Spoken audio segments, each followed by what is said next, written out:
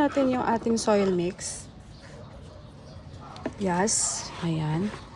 So, ang tawag ko dito ay healthy soil mix. Kasi, tested and proven na yung ganitong soil mix ko is maganda sa mga cactus ko. Nakikita nyo naman, mabulaklak sila. So, if you want a healthy if you want a healthy succulents, a healthy cactus, maganda ito. Recommended ko na to. Talaga matagal na. And kung gusto mo ma-flowers yung inyong mga cactus, kailangan healthy yung soil mix nyo. Yes.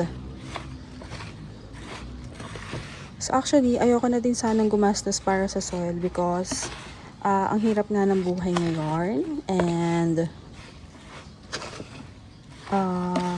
that pala pinasave ko kay ate yung eggshells. Kasi ulam namin kanina is tortang talong. Ayan. So, healthy soil mix ang tawag ko ito. Kasi, proven ko na talaga siya sa mga cactuses ko. Hindi ko lang ginagamit sa succulent kasi, pagka kasi soil ng mga cactus, maliit lang yung pot. Pagka kasi sa succulent, malaki yung mauubos natin na soil. So, magastos. So, lalagyan na natin ng tape to.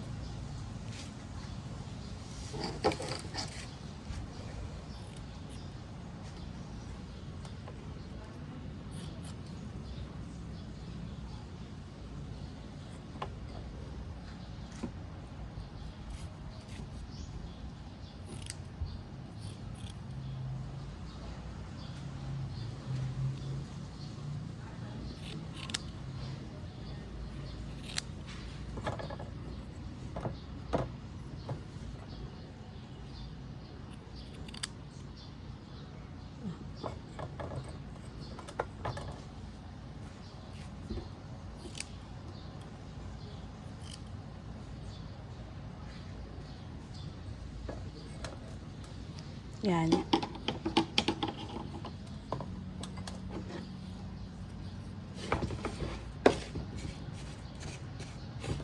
So, pwede na nating lagay yung ating soil mix.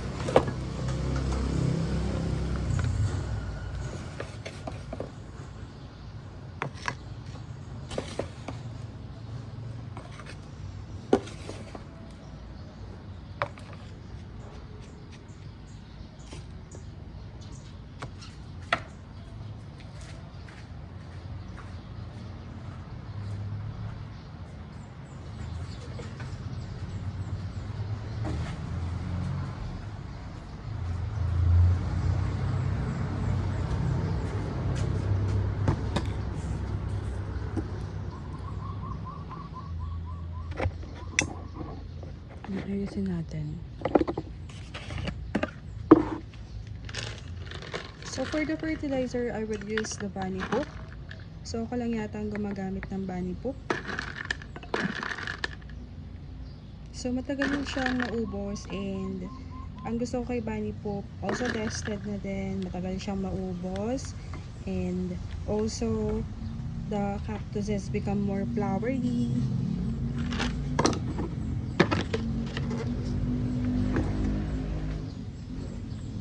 Grabe, init.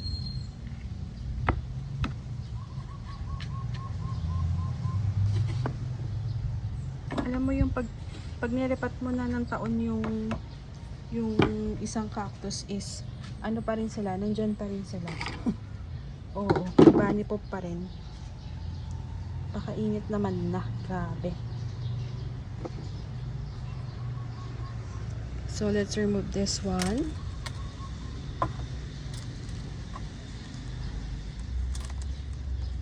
Okay, so ang healthy ng roots. This is very tiny and hindi ko napapakailaman yung ugat nila kasi maliit masyado.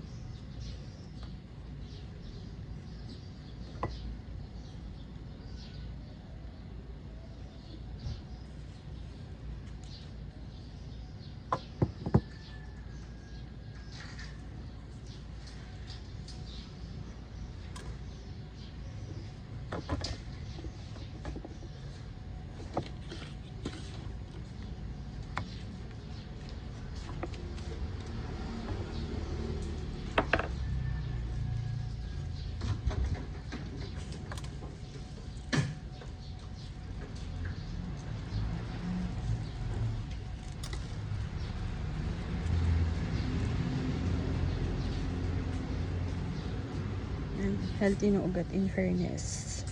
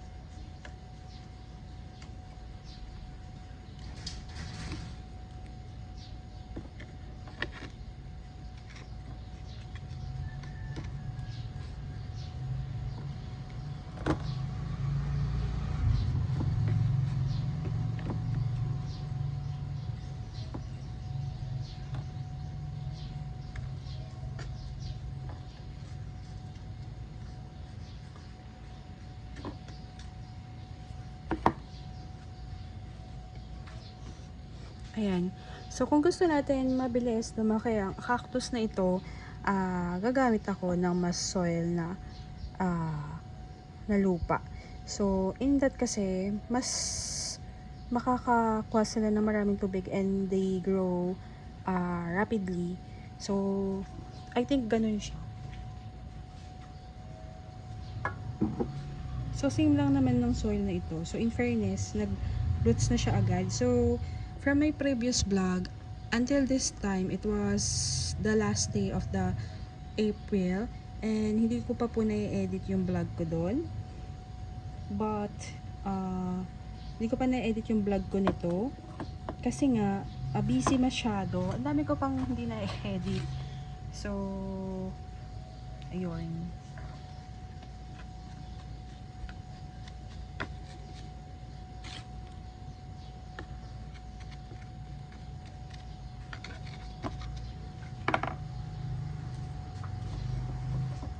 So, dun nga sa previous vlog ko,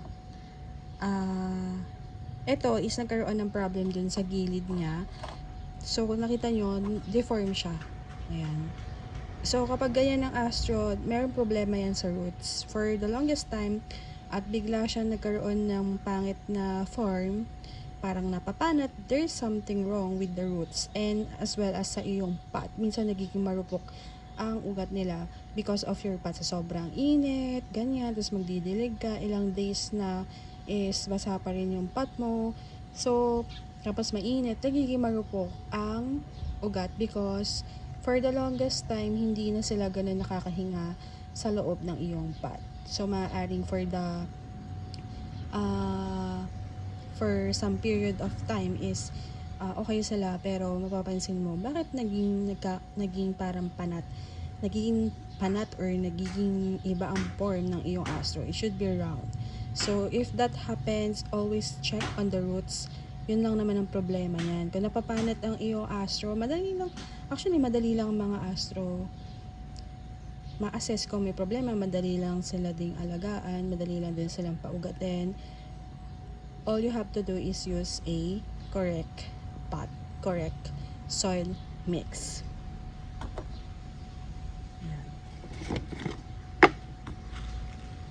Lagyan ko na sila nito since I'm sure naman na magiging okay sila sa pot na ito.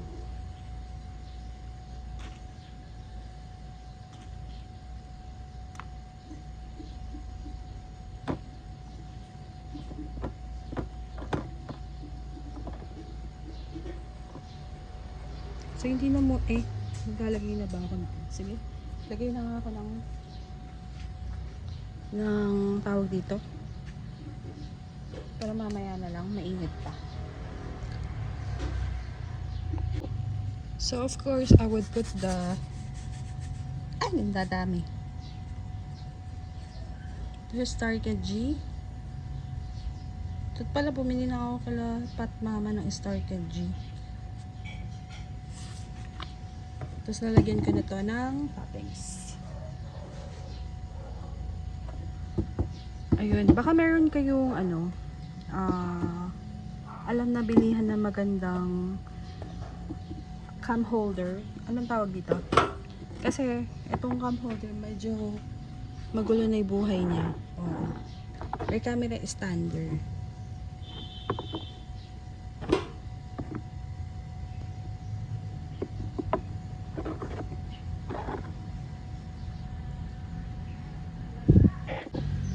Baka meron kayong ma-recommend.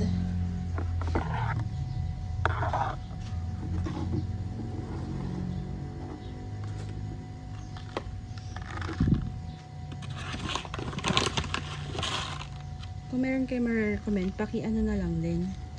Pakilagay na lang din yung link dyan. Oo. Cam holder para sa nagbablog ka na rin.